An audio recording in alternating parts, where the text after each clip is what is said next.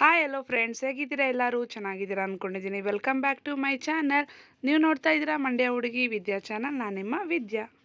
ಇವತ್ತು ನಿಮ್ಮೆಲ್ರಿಗೂ ನಾನು ಎಗ್ ಗ್ರೇವಿ ಮಾಡೋದು ಯಾವ ರೀತಿ ಅಂತ ತಿಳಿಸ್ಕೊಡೋಣ ಅಂದ್ಕೊಂಡಿದ್ದೀನಿ. ತುಂಬ ಟೇಸ್ಟಿಯಾಗಿರುತ್ತೆ ಫ್ರೆಂಡ್ಸ್. ಮೊದಲಿಗೆ ನಾನಿಲ್ಲಿ ಒಂದು 7 ಮೊಟ್ಟೆನ ನಾನು ಬೇಯಿಸ್ಕೊಂಡಿದ್ದೀನಿ. ನಿಮ್ಮ ಮನೇಲಿ ನೀವು ಎಷ್ಟು ಜನ ಇದ್ದೀರೋ ನೋಡಿಕೊಂಡು ನೀವು ಮೊಟ್ಟೆನ ಬೇಯಿಸ್ಕೊಳ್ಳಿ. ನಂತರ ನಾನಿಲ್ಲಿ ಒಂದು ಲೋಟದಷ್ಟು ನೀರು ಹಾಕ್ಕೊಂಡಿದ್ದೀನಿ. ಒಂದು ದೊಡ್ಡ ಈರುಳ್ಳಿನ ಹಾಕ್ಕೊಂಡಿದ್ದೀನಿ. ನಿಮಗೆ ಗ್ರೇವಿ ಬೇಕು ಅಂದರೆ ಜಾಸ್ತಿ ಬೇಕು ಅಂದರೆ ಕ್ವಾಂಟಿಟಿ ಜಾಸ್ತಿ ಮಾಡ್ಕೊಳ್ಳಿ. ಇದು ಒಂದು 5ರಿಂದ 6 ಜನ ಆರಾಮಾಗಿ ಗ್ರೇವಿಲಿ ಊಟ ಮಾಡ್ಬೋದು. 1 ಇಂಚು ಶುಂಠಿ ಹಾಕ್ಕೊಂಡಿದ್ದೀನಿ ಮತ್ತು 10 ಬೆಳ್ಳುಳ್ಳಿ ಹೆಸಳನ್ನ ನಾನು ಹಾಕ್ಕೊಂಡಿದ್ದೀನಿ. 5ರಿಂದ 6 ಒಣಮೆಣ್ಸಿನ್ಕಾಯಿನ ಹಾಕ್ಕೊಂಡಿದ್ದೀನಿ ಫ್ರೆಂಡ್ಸ್. ಮತ್ತು ಗೋಡಂಬಿ ಹಾಕ್ಕೊಂಡಿದ್ದೀನಿ. ಇದೇ ತುಂಬ ಟೇಸ್ಟ್ ಕೊಡೋದು ಈ ಗ್ರೇವಿಗೆ, ಹಾಗಾಗಿ ಗೋಡಂಬಿನ ನಾನು ಜಾಸ್ತಿನೇ ಹಾಕ್ಕೊಂಡಿದ್ದೀನಿ ಫ್ರೆಂಡ್ಸ್. 2 ದೊಡ್ಡದು ಟೊಮೊಟೊ ಹಾಕ್ಕೊಂಡಿದ್ದೀನಿ. ನಂತರ ಕಸ್ತೂರಿ ಮೇಥಿ ಬರುತ್ತಲ್ಲ, ಅದನ್ನು ನಾನು ಹಾಕ್ಕೊಂಡು ಇವಾಗ ಇದನ್ನು ನಾವು ಚೆನ್ನಾಗೆ ಬೇಯಿಸ್ಕೊಳ್ಳೋಣ. ನೀರು ಸುಂಡೋವರೆಗೂ ನಾವು ನೀಟಾಗಿ ಅದನ್ನು ಬೇಯಿಸ್ಕೊಳ್ಳೋಣ ಫ್ರೆಂಡ್ಸ್. ಅದು ಆ ಗ್ರೇವಿನೇ ಬೇರೆ ಥರ ಟೇಸ್ಟ್ ಬರುತ್ತೆ. ನೀವು ಒಂದು ಸತಿ ಟ್ರೈ ಮಾಡಿ ನೋಡಿ, ನೀವು ಹೇಗಿದೆ ಅಂತ ನನಗೆ ಕಮೆಂಟಲ್ಲಿ ತಿಳಿಸಿ ಫ್ರೆಂಡ್ಸ್. ಇವಾಗ ಇದು ಚೆನ್ನಾಗೆ ನೀರು ಸುಂಡಿದೆ ನೋಡಿ, ನೀರೇ ಇಲ್ಲ ಇದರಲ್ಲಿ. ಇದನ್ನು ನಾನು ಸ್ವಲ್ಪ ಹೊತ್ತು ಆರಾಗಿ ಬಿಟ್ಟು ಮಿಕ್ಸಿ ಮಾಡ್ಕೊಳ್ಳೋಣ. ಇದನ್ನು ನಾವು ನೋಡಿ, ನೀರು ಹಾಕಿದೆಲ್ಲ ನೀರೆಲ್ಲ ಸುಂಡೋಗಿದೆ. ಇದನ್ನು ನಾವು ಚೆನ್ನಾಗಿ ಆರಿಸ್ಕೊಂಡು ಮಿಕ್ಸಿಗೆ ಹಾಕ್ಕೊಂಡು ರುಬ್ಕೊಳ್ಳೋಣ ಫ್ರೆಂಡ್ಸ್. ಈಗ ಆದರೆ ತಣ್ಣಗಾದಮೇಲೆ ನೀವು ಮಿಕ್ಸಿ ಜಾರ್ಗೆ ಹಾಕ್ಕೊಳ್ಳಿ. ಬಿಸಿ ಇದ್ದರೆ ಆರಿಬಿಡುತ್ತೆ. ಇದು ಮಿಕ್ಸಿ ಹಾಕಿದಾಗ ನಾವು ಮನೆಯೆಲ್ಲ ಆಗಿಬಿಡುತ್ತೆ. ಹಾಗಾಗಿ ತಣ್ಣಗೆ ಮಾಡಿಕೊಂಡು ನಾವು ಈ ರೀತಿ ನೀಟಾಗೆ ನುಣ್ಣಗೆ ಪೇಸ್ಟ್ ಮಾಡಿ ಇಟ್ಕೊಳ್ಳೋಣ. ನಂತರ ನಾವು ಆಲ್ರೆಡಿ ಮೊಟ್ಟೆ ಏನು ಬೇಯಿಸಿಟ್ಕೊಂಡಿದ್ವೋ ಅದನ್ನು ನೀಟಾಗಿ ಬಿಡಿಸ್ಕೊಂಡು ಈ ರೀತಿ ನಾನು ಸ್ವಲ್ಪ ಚಾಕುನಲ್ಲಿ ಚೂರು ಕಟ್ ಮಾಡ್ಕೊತಾ ಇದ್ದೀನಿ. ಒಂದು 4 ಕಡೆ ಈ ರೀತಿ ಕಟ್ ಮಾಡಿಕೊಂಡಾಗ ನಮಗೆ ಮಸಾಲೆ ಎಲ್ಲ ಚೆನ್ನಾಗಿ ಅಬ್ಸರ್ವ್ ಆಗುತ್ತೆ ಮೊಟ್ಟೆ ಒಳಗಡೆ. ಆವಾಗ ಮೊಟ್ಟೆ ತಿನ್ನೋದಕ್ಕೂ ಚೆನ್ನಾಗಿರುತ್ತೆ ಮತ್ತು ಗ್ರೇವಿನೂ ಒಳಗಡೆ ಹೊಂದ್ಕೊಂಡಿರುತ್ತೆ ಫ್ರೆಂಡ್ಸ್. ಹಾಗಾಗಿ ಈ ರೀತಿ ನಾವು ಒಂದು 4 ಚಾಕುನಲ್ಲಿ ಕಟ್ ಮಾಡ್ಕೊಳ್ಳೋಣ. ಈ ಥರ ಸ್ವಲ್ಪ ಸ್ಲೈಸ್ ಥರ, ಈ ಥರ ಫುಲ್ಲು ಕುಯ್ಬೇಡಿ, ಸ್ವಲ್ಪ ಈ ಥರ ಕಟ್ ಮಾಡಿ ಇಟ್ಕೊಳ್ಳೋಣ.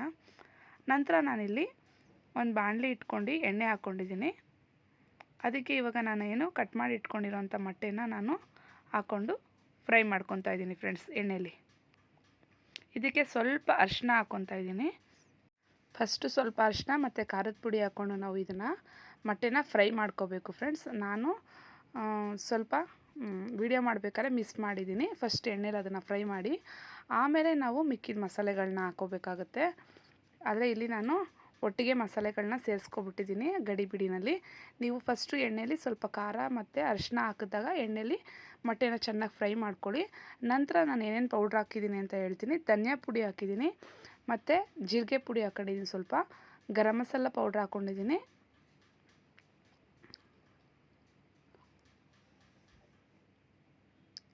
ಮತ್ತು ಕೆಂಪು ಮೆಣಸಿನ್ಕಾಯಿ ಪುಡಿ ಬರುತ್ತಲ್ಲ, ಬ್ಯಾಡಗೆ ಮೆಣಸಿನ್ಕಾಯಿ ಪೌಡ್ರು, ಅದನ್ನು ಸ್ವಲ್ಪ ಹಾಕ್ಕೊಂಡಿದ್ದೀನಿ ಫ್ರೆಂಡ್ಸ್. ಇಷ್ಟನ್ನು ಹಾಕ್ಕೊಂಡು ನೀವು ಈಗ ಚೆನ್ನಾಗೆ ಅದನ್ನು ಮೊಟ್ಟೆನ ಚೆನ್ನಾಗಿ ಹುರ್ಕೊಳ್ಳಿ ಫ್ರೆಂಡ್ಸ್. ಇವಾಗ ನೀವು ಇದನ್ನು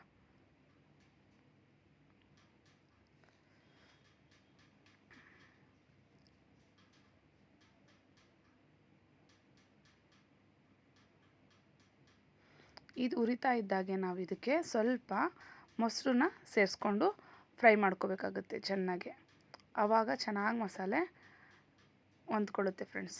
ನೋಡಿ, ಇವಾಗ ಸ್ವಲ್ಪ ಮೊಸರು ಹಾಕ್ಕೊಂಡು ನಾನು ಇದಕ್ಕೆ ಫ್ರೈ ಮಾಡ್ಕೊತಾ ಇದ್ದೀನಿ. ಸ್ವಲ್ಪ ಉಪ್ಪು ಮತ್ತು ಸ್ವಲ್ಪ ಮೊಸರು ಹಾಕ್ಕೊತಾ ಇದ್ದೀನಿ.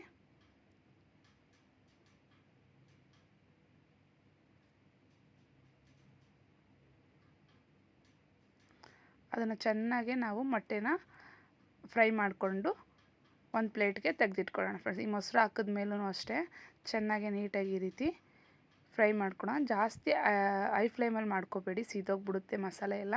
ಸ್ವಲ್ಪ ಮೀಡಿಯಮ್ ಫ್ಲೇಮಲ್ಲೇ ಮಾಡಿಕೊಂಡು ಈ ರೀತಿ ಚೆನ್ನಾಗೆ ಮೊಟ್ಟೆಗೆ ಮಸಾಲೆ ಚೆನ್ನಾಗಿ ಹಿಡಿಯೋ ತನಕ ಈ ರೀತಿ ನಾವು ಹುರ್ಕೊಳ್ಳೋಣ ಎಣ್ಣೆಯಲ್ಲಿ. ಇದು ಹುರ್ಕೊಂಡ ನಂತರ ನಾವು ಅದನ್ನು ಮೊಟ್ಟೆಗಳನ್ನ ಒಂದು ಪ್ಲೇಟ್ಗೆ ಹಾಕಿ ಎತ್ತಿ ಬೇರೆ ಇಟ್ಕೊಳ್ಳೋಣ.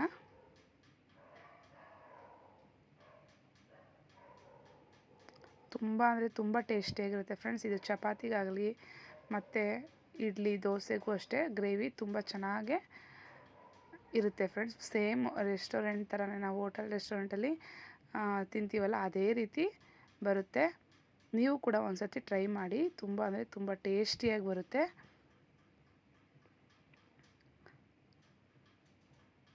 ಹಾಕೋ ಇಂಗ್ರೀಡಿಯೆಂಟ್ಸ್ ಎಲ್ಲ ಒಂದೇ ಇರುತ್ತೆ, ಕೆಲವೊಂದು ಮಾಡೋ ಮೆಥಡ್ ಬೇರೆ ಇರೋದ್ರಿಂದ ಟೇಸ್ಟು ಕೂಡ ಡಿಫ್ರೆಂಟಾಗಿ ಕೊಡುತ್ತೆ ಫ್ರೆಂಡ್ಸ್.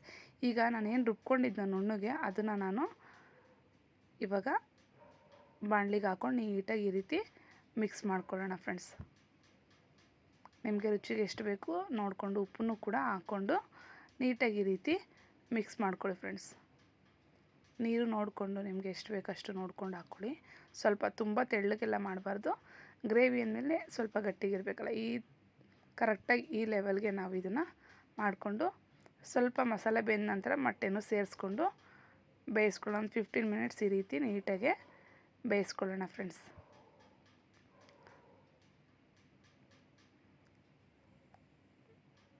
ಈ ವಿಡಿಯೋ ನಿಮ್ಮೆಲ್ರಿಗೂ ಇಷ್ಟ ಆಗಿರುತ್ತೆ ಅಂದ್ಕೊಂಡಿದ್ದೀನಿ ಫ್ರೆಂಡ್ಸ್.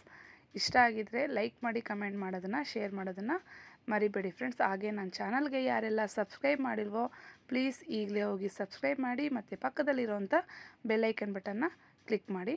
ಲಾಸ್ಟ್ಗೆ ನಾನು ಗ್ರೇವಿಗೆ ಫ್ರೆಂಡ್ಸ್ ಸ್ವಲ್ಪ ಕಸ್ತೂರಿ ಮೇಥಿ ಹಾಕ್ಕೊಂಡಿದ್ದೀನಿ ಮತ್ತು ಸ್ವಲ್ಪ ಶುಗರ್ನ ಅಂದರೆ ಸಕ್ಕರೆನ ಹಾಕ್ಕೊಂಡಿದ್ದೀನಿ. ಅದು ಟೇಸ್ಟು ಚೆನ್ನಾಗಿ ಬರುತ್ತೆ ಅನ್ನೋ ಕಾರಣಕ್ಕೋಸ್ಕರ ಒಂದು ಅರ್ಧ ಮುಕ್ಕಾಲು ಟೇಬಲ್ ಸ್ಪೂನಷ್ಟು ಬೆಣ್ಣೆನ ನಾನು ಸೇರಿಸ್ಕೊಂಡಿದ್ದೀನಿ. ತುಂಬ ಅಂದರೆ ತುಂಬ ಟೇಸ್ಟ್ ಚೆನ್ನಾಗಿರುತ್ತೆ ಫ್ರೆಂಡ್ಸ್. ಈಗ ನಮ್ಮದು ಎಗ್ ಗ್ರೇವಿ ರೆಡಿಯಾಗಿದೆ. ನೀವು ಕೂಡ ಟ್ರೈ ಮಾಡಿ ಕಮೆಂಟಲ್ಲಿ ಹೇಗಿದೆ ಅಂತ ತಿಳಿಸಿ ಫ್ರೆಂಡ್ಸ್. ಇಲ್ಲಿಷ್ಟೊತ್ತು ನನ್ನ ವಿಡಿಯೋ ನೋಡಿದ್ದಕ್ಕೆ thank you so much friends.